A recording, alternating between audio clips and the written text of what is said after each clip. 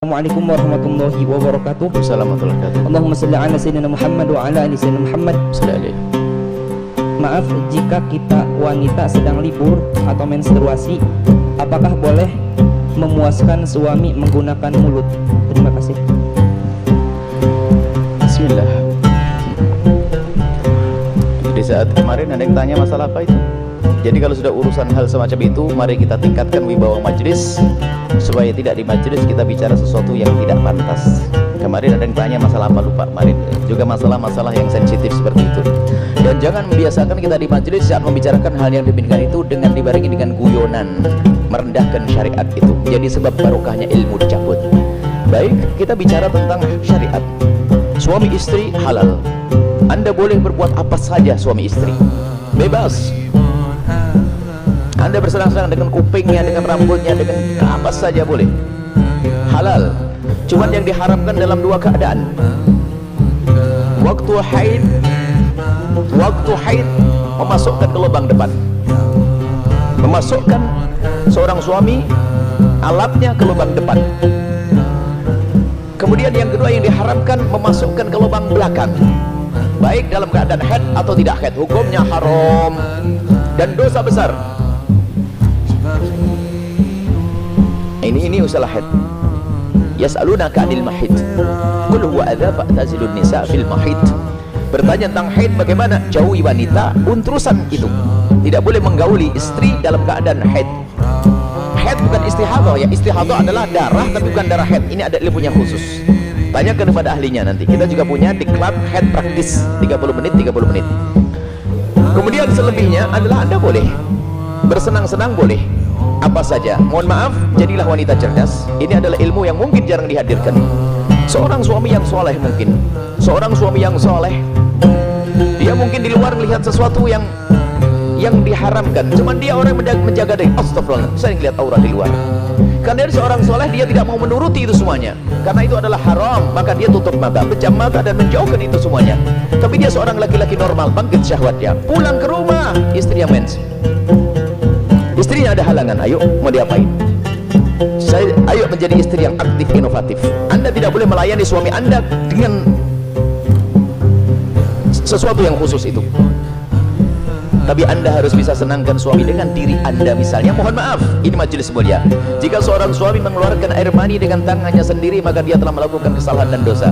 Tapi kalau dia mengeluarkan air mani dengan tangannya seorang istri, kecerdasan istri selesai, dan itu adalah pahala.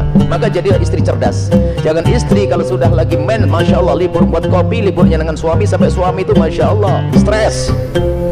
Anda bisa menyenangkan dengan diri Anda. Mohon maaf, mufakhadah di antara dua paha, yang penting tidak masuk wilayah itu.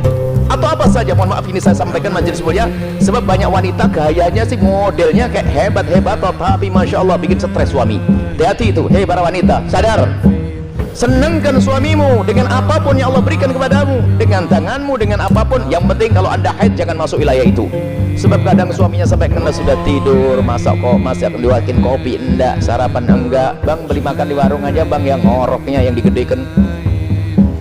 Wahai para istri yang solehah, Anda harus aktif dan inovatif. Ada ide-ide untuk menyenangkan suami. Adapun masalah, mohon maaf, yang ditanyakan dengan mulut, ketahuilah, hei para suami, engkau tidak boleh memaksa istrimu untuk melakukan itu, karena belum tentu dia nyaman. Kalau dia merasa jijik, Anda tidak boleh paksa. Haram, atau sebaliknya. Tidak boleh egois seorang suami. Harus kau lakukan, tidak. Kenapa? Mohon maaf, karena itu adalah wilayah yang bukan wilayah bersih. Wilayahnya orang dari makanan yang bersih dibuang lewat mana? Lewat itu. Akan tapi kalau memang ada seorang wanita yang mau melakukannya misalnya, atau sebaliknya, bagaimana, apakah boleh? Ketahuilah, di situ ada cairan yang najis. Air mani tidak najis, khilaf di antara ulama. Mazhab Syafi'i najis, tapi cairan sel najis.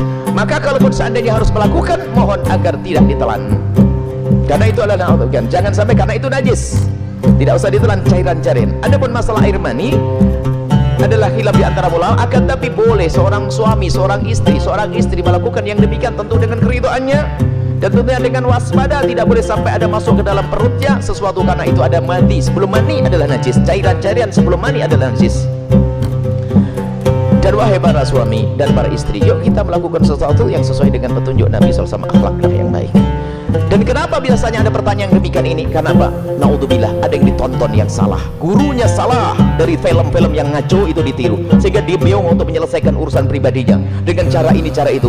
Tidak ada cara yang lebih indah dan diajarkan Nabi. Seorang laki-laki duduk di perempatan istrinya, maksud duduk di atas perut istrinya, di atas ini, itu adalah cara yang paling bagus. Nggak usah macam-macam. Petunjuk dari Nabi. Itu hanya gara-gara sering nonton film kotor, makanya banyak pertanyaan aneh. Tapi pun harus dijawab. Harus dijawab. Harus dijawab. Selesai. Semoga Allah bisa menjadikan Anda orang yang bisa menyenangkan. Termasuk wahai para suami, mungkin ada seorang suami yang mohon maaf, ada bermacam-macam sebab, ada ejakulasi dini dan sebagainya. Tapi ketahuilah, jangan biarkan istrimu terlantar. Dia bisa senang dengan jemarimu, dengan tanganmu, dengan anda, dengan apapun, dengan cumbuanmu. Jangan sampai menjadi seorang suami egois. Dan Nabi marah. Nabi marah dengan seorang laki-laki yang mendatangi istrinya seperti binatang mendatangi betinanya. Nggak pakai mukaddimah, pakai minyak wangi dulu deh para suami, sikat gigi yang bersih, kemudian cumbu, rayu, seperti halnya engkau ingin melihat dia cantik, dia jaga ingin melihat engkau paling tak agak ganteng dikit deh. Kemudian lihat, seperti halnya matanya ingin melihat dirimu indah, telinganya juga ingin mendengar kalimat indah, dan juga hidungnya pun juga ingin mencium bau harum. Cobalah siap. Makanya sebelum pulang kantor itulah mampir pom bensin dulu deh, bersih-bersih pakai minyak wangi. Ini penting.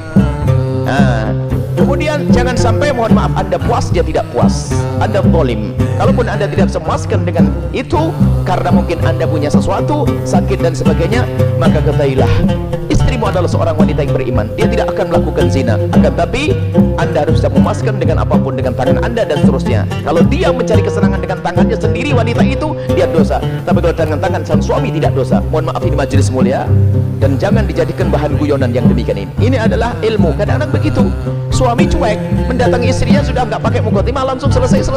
Punya anak 6, nggak pernah seorang istri merasakan senangnya dalam hubungan suami istri. Akhirnya apa? Itulah yang menjadikan istri ogah-ogah. Mau melayani suami, saya dapat mandi saja, tidak pernah mendapatkan kesenangan. Anda suami zalim. Baik, istri pun juga demikian. Selesai, aktif, inovatif, indah. Karena itu halal. Adapun yang haram tidak dibahas. Keharaman zina, hina, rendah di dunia, rendah di akhirat. Zina rendah di dunia, rendah di akhirat. Semoga Allah menjauhkan kita dari zina, mencukupkan dengan yang halal.